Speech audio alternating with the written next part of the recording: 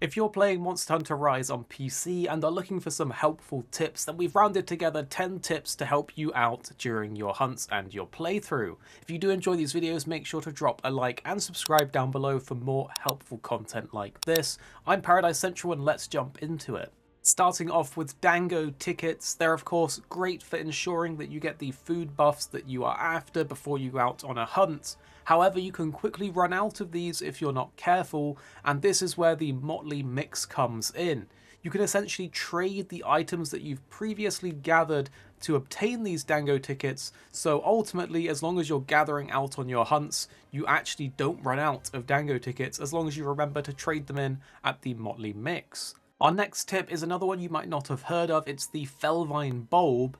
Your palicos can actually be very handy companions out in the hunt, but have you ever wondered how you could make them even better? Well, the Felvine bulb is an item that you automatically have and you can use out on a hunt that will give your palico a temporary buff, make them even stronger and more likely to use their abilities. We recommend binding this to the radial wheel so that you can easily activate it in the middle of hunting. Next up, we need to talk about the Cohoot Nest. Items will build up in the nest each time you go out on a hunt, so after taking on several quests, make sure to go to the Buddy Plaza, climb this big tree and collect your extra loot. If you leave it too long, the items will actually reach a cap and you will be losing out on them. So we recommend checking every 3 to 4 hunts, and you can even get golden eggs if you're lucky that sell for lots of zenny, so make sure to check by on the Cohoot Nest every once in a while. As you start playing the game more and more, you're going to build up a lot of equipment and talismans, and these things can really start to become difficult to sift through when you're looking for particular weapons or particular skills on talismans. But you can actually easily filter through them at the box to find specific things that you want in order to make your set perfect. So don't worry too much about stacking and keeping hold of lots of different gear and lots of different talismans, because you can use this handy filter to find the exact thing that you're looking for. Next up, I'm sure you've already looked in the room with the giant training dummy.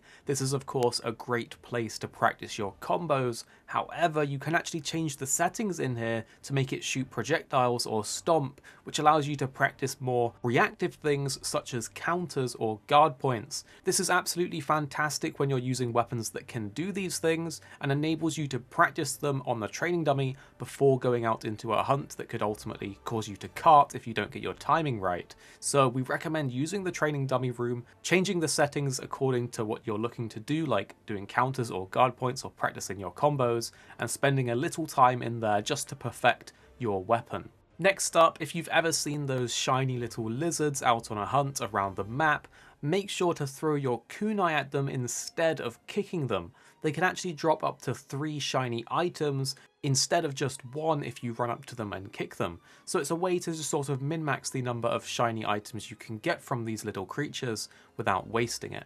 Next, we need to briefly talk about the buddies, because of course as they level up they get stronger, and they also have something called memory skills. However, you do need to assign these in order for them to actually get the benefits of the skills that they unlock. So make sure to go to the buddy board and equip your memory skills onto your buddies in order to get the bonuses. Next up, if you're looking to save a little bit of time between your hunts, at the end of a hunt, just before the cutscene that you get as you finish, you can actually jump into the air and hang on the silk bug. By doing this and timing it correctly as the hunt ends, this will actually skip the cutscene and go straight to the quest reward screen even faster. This is only a small speed increase, however over hundreds of hunts this can actually add up and save you a bit of time. The next one's something to look out for while you're out on the hunt. Don't forget about the hunting helpers. These are small creatures that are dotted around the maps and the different areas that you can run up and pick up and then use on the monsters that you're fighting. There are various different types that you can use and they all do different things. We recommend keeping an eye out for the different beetles that you can throw onto the monster that you're hunting in order to cause a variety of different debuffs on them, as well as the puppet spider, which is really good for getting a very fast mount during your hunts. Now this last tip may seem obvious, but make sure to ingrain it in your muscle memory to visit the item box and replenish your items after every single hunt. We've all been guilty of it one time or another, where we've gone into a hunt after a previous hunt, forgot to restock our items, and then we have no potions or traps or other items that we end up needing, and it can often result in carting or failing the hunt. So make sure to restock your items after you come back from a hunt every single time if you can. If you did find these tips helpful, make sure to drop a like and subscribe down below. Of course, let us know in the comments what your tips are. I'm very eager to hear what everybody has to say, and let's help each other out and share our tips down in the comments below. Thank you for watching, everybody. I hope you're staying safe, having a great day, enjoying your Rise playthrough, and I'll see you next time. If you want to catch more from us at HyperX Gaming, don't forget you can catch the guys 269 and Paradise Central streaming over on Twitch weekdays, playing a variety of games. If you guys want to jump in, tune in, watch, and even join in, then make sure you check them out. The links to those are in the description box down below, and of course you can join the Discord to get involved in all of the discussions.